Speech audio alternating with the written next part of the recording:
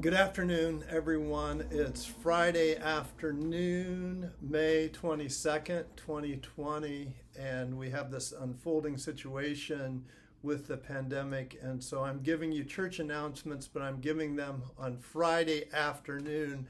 It's becoming something of a tradition, though I will try and be much more concise this week than last week. But most of you will know that President Trump made an announcement today that demanded that governors, and I'm reading here, reopen churches, synagogues, and mosques right now, and has threatened to override state leaders' restrictions if they do not do so by the weekend.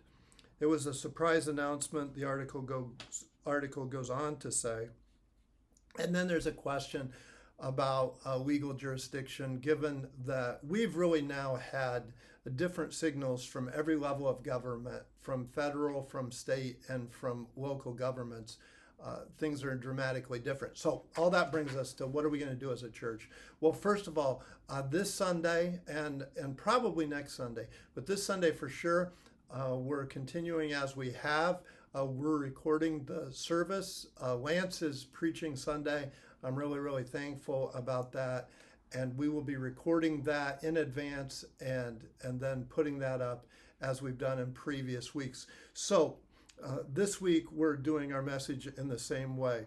Our approach will develop and unfold over the days and weeks to come. Pastor David is working really hard to understand all of this, and he has all along. And he's also working on the guidelines that we will use when we do meet, how we will be as responsible as possible when we do meet. So that's all unfolding and will over time.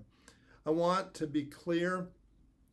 I'm thankful for the high regard for the freedom of religion that the president communicated today. Very thankful for that. And I am so thankful for our country and for the freedoms that we have here that we tend just to take for granted, and we've enjoyed all our lives, and we've been so blessed. So I'm thankful. I'm thankful for that. That said, the legal situation is unfolding. As I already mentioned, we have mixed signals from state, federal, and local levels of government. And so we'll have to sift through all of that and decide how we engage with it, how we interact with it. I would say to you, this is an unusually difficult time for our local church. This is a very deep valley that we find ourselves in. It's true for all churches right now, given the pandemic, and so there's never been a time in my ministry when the challenges have been so severe for local churches. But then when you add to the pandemic, the situation we face with our building program, and then some of the personal challenges we've faced, including Jamie's stroke, it's been really tough. But I go back to what we've said all along. If you falter in times of trouble, how small is your strength? Just be sure you're getting together in groups to pray. I know that our deacons are reaching out to meet with people in prayer. Jamie and I are doing that as well. Please be praying. It's a really difficult time. And finally, humility is required for everyone. I can tell you already that on multiple issues right now in our church, there's a wide continuum of opinions.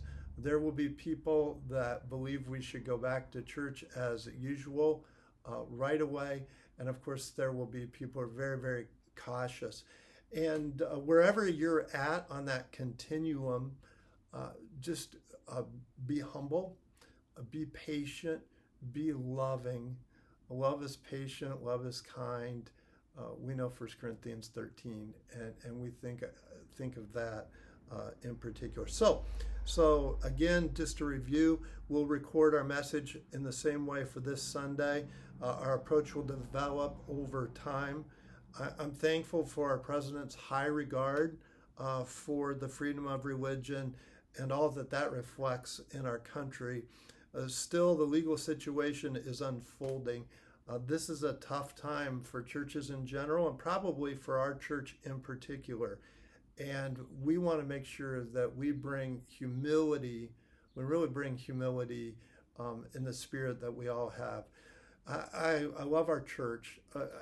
I'll close with this. Jamie and I have never eaten better.